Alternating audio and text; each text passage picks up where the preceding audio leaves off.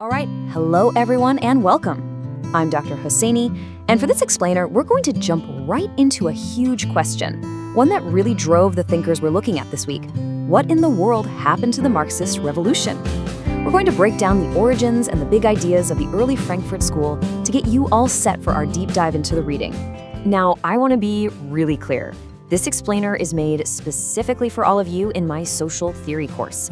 My goal here is to give you a really accessible overview of your required reading for week 4, which is chapter 5 of the Harris text. You should think of this as a primer, a way to help you get your bearings and wrap your head around the key concepts before you dive into the chapter itself. So it's definitely not a replacement for reading the text, but it should make that reading much, much more productive. And just like I've prompted, this is where you start. The real learning, the real work begins when you take these concepts and run with them. Challenge them, connect them to what you're leading, and bring them into our classroom discussions and, of course, the online Padlet conversation. So, let's kick things off with Section 1, the Missing Revolution. This is really the great historical puzzle that got the whole Frankfurt School project started in the first place. Here it is. This is the core question that a group of thinkers at the Institute for Social Research, which was founded back in Frankfurt in 1923, were all trying to figure out. You see, Karl Marx had predicted that capitalism was doomed, that it would eventually be overthrown by socialist revolutions, probably in really advanced industrial places like Germany or England. But, well, that just didn't happen, did it? As our source text puts it so well, the locomotive of history was sat at a standstill. Instead of these predicted revolutions, the 1930s and 40s brought the rise of fascism, a kind of soul-crushing consumerism, and the terrifying threat of nuclear war. From a Marxist point of view, things were actually getting worse, not better. So the Frankfurt School had this huge mystery on their hands. Why was capitalism so darn resilient? And they came up with a really powerful answer. They argued that Marx, while he was a genius when it came to the economic base of society, had really underestimated how much influence capitalism has on the superstructure. And we're not just talking about politics or laws here, we're talking about the very fabric of our culture, our consciousness, even the things we want and dream about. The fight, they realized, wasn't just happening on the factory floor, it was happening inside our heads. So if you're going to investigate this whole new battlefield of culture and consciousness, you're going to need a new kind of intellectual tool, right? And this is what led them to develop what they famously called critical theory. Now, this slide is super important because it shows the line in the sand that Max Horkheimer, the Institute's director, drew. On one side, you have traditional theory. This is the old way of thinking that pretends it can be this neutral, detached observer just producing objective facts from a God's eye view. Horkheimer said, no way, that's impossible. All of our questions, our language, our reasoning, it's all shaped by the capitalist society we're living in. So on the other side, you have critical theory. It starts by accepting that no viewpoint is neutral, and it openly embraces its political goal, which isn't just to understand the world, but to change it. And this quote right here was their guiding star.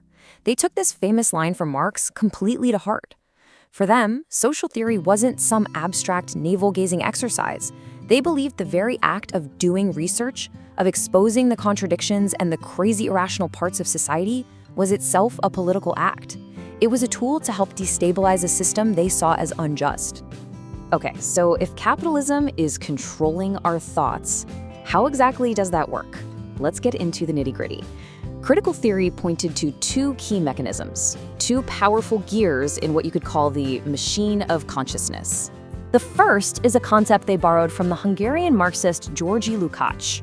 It's a big word, reification, but it actually means something pretty simple. It literally means thingification. It's the process where capitalism trains us to see everything and everyone, ourselves, our time, our work, even nature itself, as objects, as things to be bought and sold and used. And reification is what makes the totally bizarre logic of the market seem completely normal. Capitalism has this way of reducing everything down to a single common denominator, money. As this slide shows, it creates a false equivalence. I mean, think about it. Is 100 pounds worth of chicken really the same as 100 pounds worth of a human being's time and effort? The idea is completely absurd when you stop and think, but reification trains us not to question it. All right, the second mechanic, famously explained by Adorno and Horkheimer, is instrumental rationality. This is a very specific type of reason that they argued has totally taken over modern life. It's obsessed with efficiency, with the how-to. It is fantastic at figuring out the quickest, most cost-effective way to get from point A to point B, but it never ever stops to ask the big questions. Like, why are we even doing this? Or even more importantly, is this the right thing to do? And this is where their analysis gets truly chilling. Adorno and Horkheimer saw that this very same instrumental logic had two faces. On the one hand, it drove the efficient production of cars and washing machines in America, but on the other hand, it also made the calculated logistical efficiency of the Holocaust possible. When people have been reified into objects, and your only goal is maximum efficiency, terrifyingly, questions of morality and humanity can just get pushed to the side. It's how, as Adorno famously said, progress and barbarism get twisted together. So once our way of thinking has been reshaped by reification and instrumental rationality, capitalism can then move in and capture one of the last remaining spaces of potential critique, our art and our culture. And this brings us to their famous concept of the culture industry. So what is the culture industry? Well, it's what happens when art stops being about things like truth or beauty or social critique and becomes just another commodity. Its value isn't measured by its artistic merit or its power to make us think anymore. Instead, its value is measured by its box office numbers, its sales figures, its market success. You know, a film is a flop if it doesn't make money, not if it fails to be a beautiful or powerful piece of art. And here's the most brilliant and kind of insidious part of the culture industry. It's amazing at absorbing and then selling critique back to us. Just look at these examples. You've got Black Mirror, a show that critiques our relationship with technology while making huge profits for a tech platform like Netflix. Or Pink Floyd, writing a song attacking the greed of the music industry, and that very song becomes a massive hit that makes that same industry a fortune. Even the most anti-establishment rebellion, like NWA's music, can be packaged, marketed, and sold as just another product. This leads us right to another one of the key thinkers, Herbert Marcuse. He argued that the culture industry doesn't just sell us products, it actually sells us our desires. It teaches us what to want in the first place. So we're given the freedom to choose between an iPhone and an Android, but the desire for a smartphone has already been manufactured for us. As Marcuse famously put it, we end up finding our soul in our automobile instead of in true freedom. It's a comfortable, smooth, democratic unfreedom. And finally, Erich Fromm adds another fascinating layer to all this with his concept of pathological normalcy. He completely flips the script on mental health. What if, he asks, the society we're all trying to fit into is fundamentally irrational and unhealthy? If that's the case, then feeling anxious or depressed isn't a sign that you're broken. It might just be a perfectly sane and healthy response to an insane world. The real sickness, Fromm would argue, is calmly accepting this pathological situation as normal. It totally reframes our personal struggles as social problems that need social solutions, not just individual ones. All right, let's zoom out for the last section and think about the legacy of the Frankfurt School. We're talking about a group founded almost a century ago. So how do these ideas hold up? What's their relevance for us today? First, it's really important to see these early thinkers we've discussed, Adorno, Horkheimer, Marcuse, as the first generation. Their work was later built on, and in some cases, challenged, by a second generation led by Jürgen Habermas, and even a third generation that includes thinkers like Axel Honneth and Nancy Fraser, who you'll definitely encounter later in your studies. Now, it's absolutely crucial to approach any theory with a critical eye, and that includes critical theory itself. The first generation has been critiqued for some pretty significant blind spots. First, androcentrism. They were almost all men and rarely focused their analysis on gender. Second, Eurocentrism. They were so focused on class conflict in Europe that they often overlooked the vital roles that race and colonialism played in propping up the whole capitalist system. It's important to note, though, that later critical theorists like Nancy Fraser have done a lot of work to try and correct these omissions. But perhaps the most powerful and enduring legacy of the Frankfurt School is this fundamental insight. Power and knowledge are always, always inseparable. They showed us that no research, no theory, no fact is ever truly neutral. All knowledge is a product of the society that creates it, and it has to be understood within those structures of power. This idea has fundamentally changed not just social theory, but scholarship across the entire progressive academy. And this brings us right to our final provocative question. And this is one I want you to take with you into your reading and our discussions. The first generation was analyzing radio, film, and advertising. But what about our world? As the scholar Richard Seymour asks, is the culture industry of the past simply the twittering machine of today? How do these concepts of reification, instrumental rationality, and manufactured desire apply to social media, big data, and our digital lives? That's the question I'll leave you with. I look forward to hearing all your thoughts.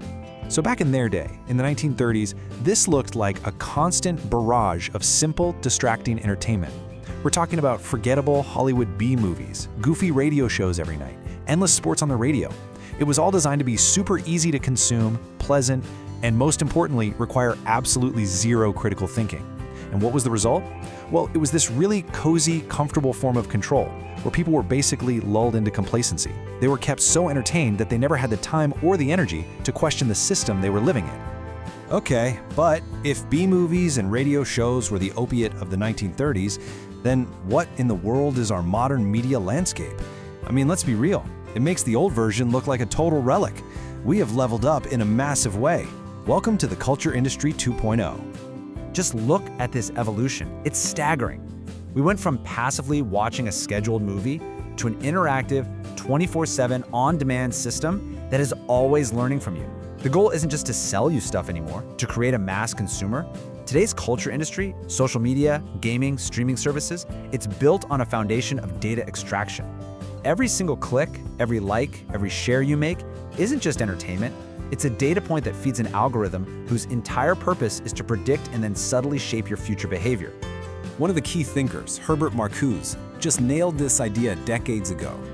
He saw how modern society takes our deepest human needs, our need for an identity, for meaning, for a sense of purpose, and it cleverly redirects them toward things we can buy. He said people were being taught to stop looking for their soul in their community or their creativity, and instead to find their soul in their automobile. And that, right there, brings us to the most important question for our generation. If people back then were finding their soul in a car, where do we find ours today? I mean, is it in our perfectly curated Instagram profiles, our follower counts, our digital lives? Has the feed simply become the new automobile, the place we go to construct and find our sense of self? Marcuse actually had a term for the person this system creates: one-dimensional man. He described this state of, get this, comfortable, smooth, democratic unfreedom. It's brilliant. The system isn't oppressing us with force, it's seducing us with satisfaction. It gives us just enough pleasure, that little dopamine hit from a like, the thrill of winning a video game, that we lose the ability and even the desire to think critically about the very technologies and systems that are in fact boxing us in. Another one of these thinkers, Erich Fromm, took it even further. He talked about pathological normalcy. Here's the idea. Feeling anxious about the state of the world, about inequality, about the future, that's not a sign that you're broken. It's a completely sane and rational response to a world that's kind of irrational. Fromm argued that the real insanity, the real pathology, is being perfectly happy and well-adjusted to a sick society. The problem isn't you, it's the system. Now, the Frankfurt School's critique was relentless. They didn't just stop with Hollywood and consumer goods. They turned that same sharp critical eye onto another incredibly powerful institution that shapes how we think, the university. And what they saw was a really troubling parallel. Just like culture was becoming an industry, they argued that knowledge was too. Universities were shifting away from being these vibrant places of deep critical inquiry and turning into something they called the knowledge industry. They were becoming more focused on their own brand, their own influence, their own bottom line, than on their original mission to actually serve society. And this is where the modern university starts to look a lot like a factory. The main goal becomes efficiency. How can we process the most students in the least amount of time? How can we produce graduates that are perfectly packaged commodities for the job market? I mean, think about all the pressure on students today to pick a practical major, something that leads directly to a job, often at the expense of the arts or humanities. It's a system designed to produce a certain kind of thinking, and it actively discourages asking those deeper, more critical questions. The name for this way of thinking is technocratic thinking. It's an intense, laser focus on efficiency. It's all about the how. How can I get the best grade? How can I finish this degree the fastest? How do I get the highest paying job? And this obsession with the means totally overshadows the much, much more important questions about the ends. Questions like, why am I even learning this? Is this a good and moral goal to be pursuing in the first place? So, if our entertainment, our social lives, and even our education are all pushing us toward this narrow, efficient, technocratic way of thinking, what's the alternative? I mean, how do you even begin to push back against that? For the Frankfurt School, the antidote to technocratic thinking was something they called reason. Now, they didn't just mean logic. For them, reason was a much bigger, more profound concept.